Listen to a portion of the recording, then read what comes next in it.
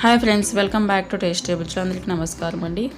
ఈరోజు వచ్చేసి చేపల పులుసుని ఏ విధంగా తయారు చేసుకోవాలో చూద్దాము. ముందుగా మనం ఒక ప్లేట్ని తీసుకుని 2 టేబుల్ స్పూన్ల ధనియాల powder, 1 teaspoon garam masala, రుచికి సరిపడా ఉప్పు, 2 టేబుల్ స్పూన్ల కారం, అలాగే ఫిష్ ఫ్రై మసాలా పౌడర్ అండి, మార్కెట్లో అవైలబుల్గా దొరుకుతుంది, 2 టేబుల్ స్పూన్లు వేసుకోవాలి.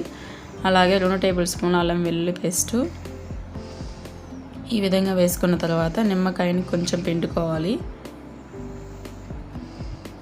అలాగే కొంచెం ఆయిల్,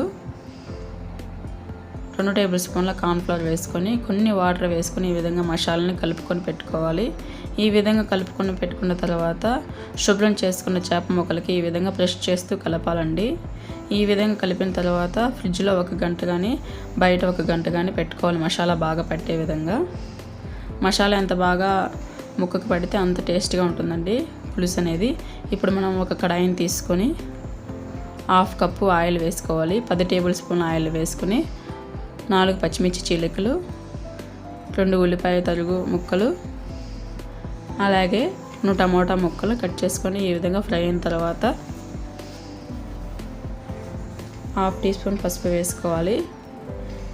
అలాగే కొంచెం ఉప్పు, కల్లుప్పు మాత్రం వేసాను. ఆల్రెడీ మనం కలిపాం కాబట్టి పులుసులో పట్టడానికి కొంచెం ఉప్పు, కారం కొంచెం వేసాము.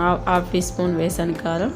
అలాగే ఈ విధంగా చింతపండు రసాన్ని ఈ విధంగా పోసుకొని ఈ విధంగా బాయిల్ అయిన తర్వాత చేప ముక్కలు వేసుకోవటం. అంతేనండి, సింపుల్గా చేపల పులుసు రెడీ. నా వీడియోస్ మీకు నచ్చినట్లయితే please like, share, subscribe to my YouTube channel. Thank you for watching.